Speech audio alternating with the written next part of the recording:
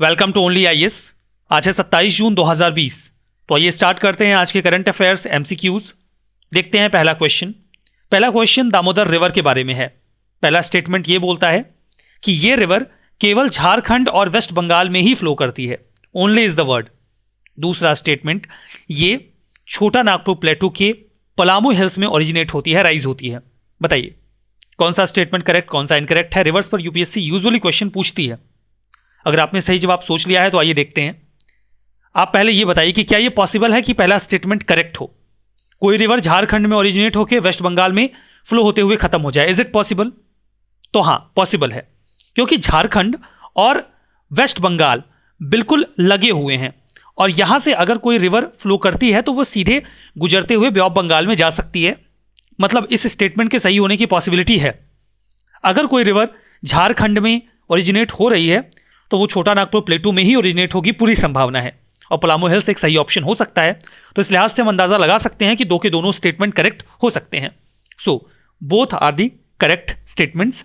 News में इसलिए था क्योंकि government of India, West Bengal government, AIIB और वर्ल्ड बैंक ने आपस में एक लोन एग्रीमेंट एक प्रोजेक्ट के लिए साइन किया है। उस प्रोजेक्ट का नाम है West Bengal major irrigation and flood management project.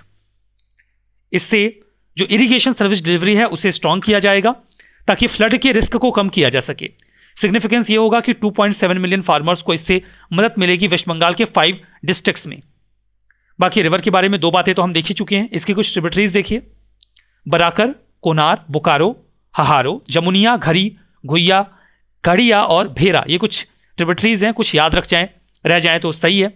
इससे पहले रिवर ऑफ सौरो के नाम से भी जाना जाता था बिकॉज बहुत ज़्यादा फ्लड लेकर आता था ये, बट अब तो काफ़ी इंप्रूवमेंट हो गया है। अगला क्वेश्चन ट्रेवल बबल के बारे में है। अभी बाल्टिक कंट्रीज ने अपने बॉर्डर्स को ओपन कर दिया है जो पहले बंद किए गए थे कोरोना वायरस की वजह से, जिससे एक ट्रेवल बबल उन्होंने क्रिएट किया है जिसमें एक देश के लोग दूसरे देश में जो बाल्टिक कंट्री के ही हैं जा सकते हैं, आ सकते हैं। तो यहां पे आपको यह बताना है कि इन चारों में से कौन सा देश बाल्टिक कंट्री है। नॉर्वे, अर्मेनिया, स्लोवेनिया और लिथुआनिया। अगर आप बाल्टिक कंट्री के बारे में थोड़ा बहुत भी जानते हैं तो आपने अपना आंसर चूज कर लिया होगा। Lithuania is the correct answer. अब आपको अंदाजा लगा लेना चाहिए कि 3 कंट्रीज हैं जिन्हें बाल्टिक कंट्री कहा जाता है, एस्टोनिया, लातविया और लिथुआनिया, बिकॉज ये बाल्टिक सी के किनारे हैं। दैट्स वाई इन्हें बाल्टिक कंट्री कहा जाता है। कोई टेक्निकल टर्म यहां पर नहीं है। ट्रेवल बबल इन्होंने क्रिएट किया है क्योंकि इन 3 देशों के लोग अब एक दूसरे में आ जा सकते हैं। बाकी किसी अन्य देश से कोई जाएगा तो उसे फिर वो क्वारंटाइन कंप्लीट करना पड़ेगा। ये जो रीजन है ये यूरोपियन यूनियन का 2004 से ही हिस्सा है, ठीक है, और बाल्टिक सी की वजह से ही इसका नाम बाल्टिक कंट्री पड़ा हुआ है। अगला क्वेश्चन, ये जो स्टेटमेंट है ये ट्रोग्लोमाइसिस ट्विटरी के बारे में है। तो आपसे पहला स्टेटमेंट ये कहा गया है कि ये एक प्रकार का बैक्टीरिया है जो कि किसी इंसेक्ट या फिर मिलीपेट्स को अटैक करता है। दूसरा स्टेटमेंट ये बोला गया है कि ये किसी भी होस्ट ऑर्गेनिज्म के बाहर रहते हैं और लॉबैल्बेनेल्स ऑर्डर से बिलोंग करते हैं। बताइए कौन सा स्टेटमेंट करेक्ट है, कौन सा इनकरेक्ट है। आप इसे लॉबैल्बेनियल्स कहिए, मैंने गलत प्रोनाउंशिएट किया था पहले। तो कौन सा स्टेटमेंट सही, कौन सा गलत है? अगर आपने जवाब सोच लिया हो, लेट मी टेल यू। यहां पर जो पहला स्टेटमेंट आपको दिख रहा है ये इनकरेक्ट है, दूसरा करेक्ट है। Only one will be the correct answer. अब पहला गलत है तो उसमें गलत क्या है? गलत ये है क्योंकि ये एक प्रकार का पैरासाइटिक फंगस है, ना कि बैक्टीरिया। स्टेटमेंट में आपसे बोला गया है कि ये बैक्टीरिया है, जबकि ये बैक्टीरिया नहीं है।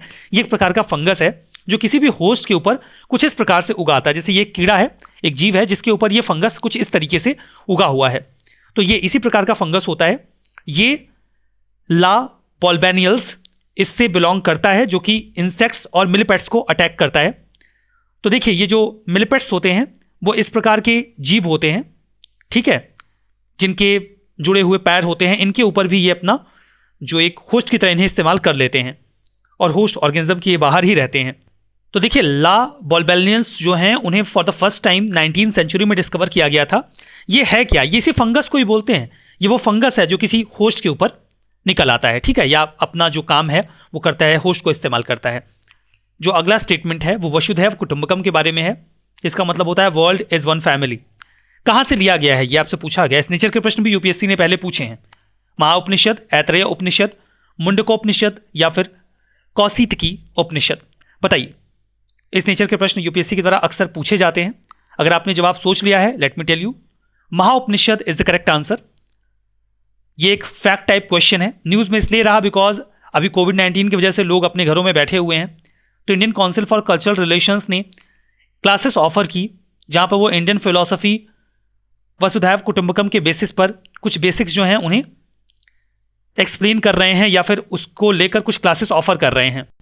महाउपनिषद एक संस्कृत टेक्स्ट है जो कि एक माइनर उपनिषद है हिंदुज्म का, वहीं से इसे डिराइव किया गया है, इसे वैष्णव उपनिषद भी कहा जाता है। जो अगला क्वेश्चन है वो अहोम किंगडम के बारे में है, आपको स्टेटमेंट कंसीडर करना है। यह किंगडम सुकाफा के द्वारा स्टैब्लिश किया गया था ब्रह्मपुत्रा वैली में, आसाम में।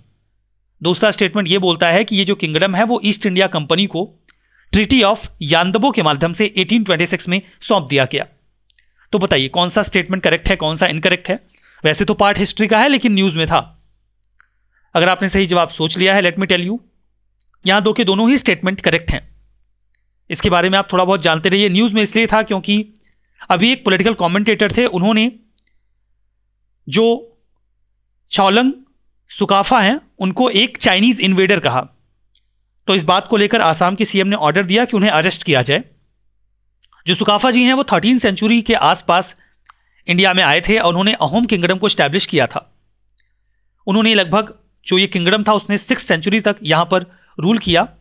हालांकि जो कॉन्टेम्प्रेरी स्कॉलर्स हैं वो उनका जो रूट है वो बर्मा से ट्रेस करते हैं, चाइना की तो यहां पर बात ही नहीं है। ऐसी मान्यता है कि वो बर्मा से यानी कि वर्तमान के म्यांमार से यहां पर आए थे ब्रह्मपुत्रा वैली में, और वहां पर उन्होंने जो एसमीज ट्राइब्स थे उनको इकट्ठा किया। 9000 फॉलोअर्स के साथ वो यहां पर आए थे। यहाँ के कल्चर, यहाँ के ट्रेडिशंस को उन्होंने अपना लिया और अपना कल्चर ट्रेडिशन किसी और के ऊपर थोपा नहीं। दैट्स वाई कम्युनिटी के लोग उनकी काफ़ी इज्जत करते हैं, काफ़ी उनका सम्मान करते हैं। Ahom kingdom late medieval kingdom Brahmaputra valley में हुआ करता था। 600 सालों तक इसने रूल किया। 16th सेंचुरी में इसने काफ़ी एक्सपेंशन अवेल किया था, बाद में ये कमज़ोर हो गया। और जब बार बार बर्मा का अटैक हो रहा था तो उसको काउंटर करने के लिए फर्स्ट एंग्लो बर्मिस वॉर जब हुआ तो ट्रीटी ऑफ यानदबो के माध्यम से 1826 में जो किंगडम था वो ईस्ट इंडिया कंपनी ने अपने हाथों में ले लिया। अगला question migration and development brief के बारे में है, जो कि एक रिपोर्ट है। आपसे पूछा गया है कौन पब्लिश करता है। International Organization for Migration, Office of United Nations High Commission for Human Right, World Bank या फिर वर्ल्ड इकोनॉमिक फोरम। किसी न किसी रिपोर्ट या इंडेक्स पर यूपीएससी क्वेश्चन जरूर पूछती है, तो रिपोर्ट और इंडेक्स आपकी न्यूज में जो भी हैं वो तैयार रहें, जरूरी है। तो इसके बारे में बताइए, इसे कौन पब्लिश करता है। फैक्चुअल क्वेश्चन है, पता है तो कर पाएंगे, नहीं पता है तो मिस हो जाएगा। सही जवाब है C, world bank is the correct answer. ये एक ब्रीफ है जिसके माध्यम से पता चलता है कि कितने लोग कहां से कहां माइग्रेट कर रहे हैं। चूंकि इंडिया से माइग्रेशन बहुत बड़ी संख्या में होता है, इसीलिए इंडिया को हाईएस्ट रेमिटेंसेस भी अवेल होते हैं। ठीक है, इसी के ऊपर वर्ल्ड बैंक ये रिपोर्ट पब्लिश करता है। अगला क्वेश्चन ओजोन लेयर के बारे में है। पहला स्टेटमेंट ये बोलता है कि ओजोन लेयर मेनली स्ट्रेटोस्फीयर के लोअर पोर्शन में पाया जाता है। दूसरा स्टेटमेंट ये बोलता है कि ओजोन लेयर की जो थिकनेस है वो जनरली इक्वेटर पे पतली होती है और पोल्स पे मोटी होती है। बताइए कौन सा स्टेटमेंट करेक्ट है, कौन सा इनकरेक्ट है। यहां पर अगर आपने जवाब सोच लिया है तो बात करते हैं। यहां पर कंफ्यूजन हो सकती है कि ये स्ट्रेटोस्फीयर के लोअर पोर्शन में है या अपर पोर्शन में, ये इक्वेटर पे थिक होता है या फिर पोल्स पे। तो सही बात तो यह है कि दो के दोनों ही स्टेटमेंट यहां पर आपको करेक्ट मिलेंगे। न्यूज में इसलिए था क्योंकि largest ozone hole ever record किया गया था कुछ समय पहले नॉर्थ पोल के आसपास, जो कि धीमे धीमे हील हो चुका है, बंद हो चुका है, और इसे ट्रैक किया गया कोपरनिकस एटमॉस्फेरिक मॉनिटरिंग सर्विसेज के द्वारा। ये एक प्रकार की शील्ड होती है अर्थ के एटमॉस्फेयर में जो कि सन की अल्ट्रावायलेट रेडिएशन को रोक लेती है। वहां पर ओथी का कॉन्सेंट्रेशन बहुत ज्यादा होता है, यानी कि ओजोन का।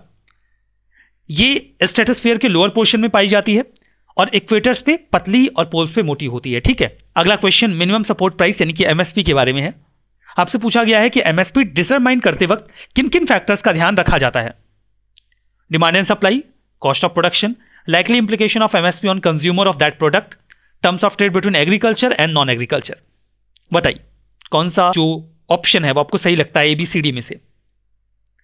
सही जवाब ऑल आर करेक्ट। ये चार के चारों ही फैक्टर्स ध्यान में रखे जाते हैं जब भी एमएसपी को डिसाइड किया जाता है। देखिए एमएसपी मिनिमम सपोर्ट प्राइस ये एक ऐसा प्राइस है जो गवर्नमेंट अश्योर करती है फार्मर्स को कि अगर उनके प्रोडक्ट की कीमत उससे कम मार्केट में मिल रही है तो सरकार कम से कम उस कीमत पर तो उनका जो ग्रेन है वो खरीद ही लेगी। जैसे गेहूं की कीमत पे एक किसान को पर केजी 10 रुपीज़ का इन्वेस्टमेंट करना पड़ा तो उसे एटलीस्ट 15 रुपीज़ या फिर 20 रुपीज़ में तो वो 1 kg गेहूं का दाम मिलना चाहिए, लेकिन गेहूं की कीमतें गिर गई और वो केवल 12 रुपये बिक रहा है, तो किसान को काफ़ी लॉस हो जाएगा। तो सरकार अश्योर करती है कि हमने 15 रुपये MSP डिक्लेयर कर दिया, इसके ऊपर मार्केट में बिकता है तो बेचिए, नहीं तो हम खरीदेंगे। और वो डिसाइड करते वक्त वो इन सभी फैक्टर्स को ध्यान में रखते हैं। जो MSP है उसे commission for agricultural cost and prices की रिकमेंडेशन पर डिसाइड किया जाता है।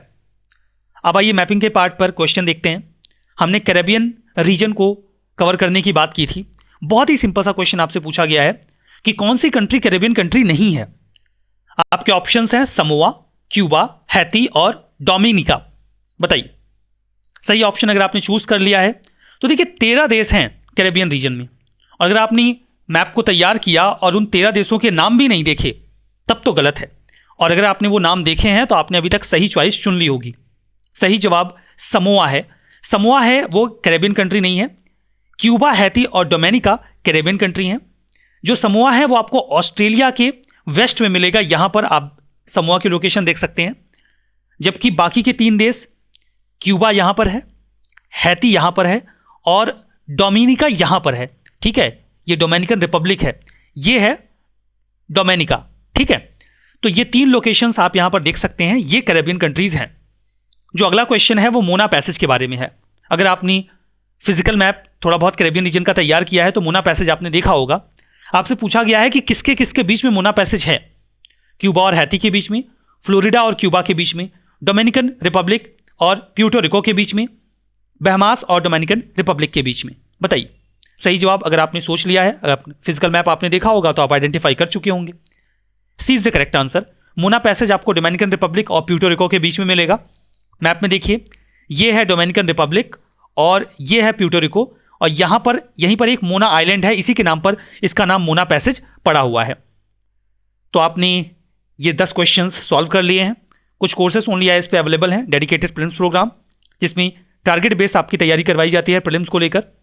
PSAR सोशियोलॉजी ऑप्शनल भी अवेलेबल है। आप अलग से टेस्ट सीरीज भी लेना चाहते हैं तो ले सकते हैं। ठीक है, कल के अगर मैपिंग का पार्ट क्या तैयार करना है तो आप अफ्रीका के जो भी माउंटेन्स हैं वो तैयार कर लीजिएगा, कल उस पर आपको क्वेश्चंस मिलेंगे। आज के इस सेशन में बस यहीं पर रुकते हैं। Thank you very much.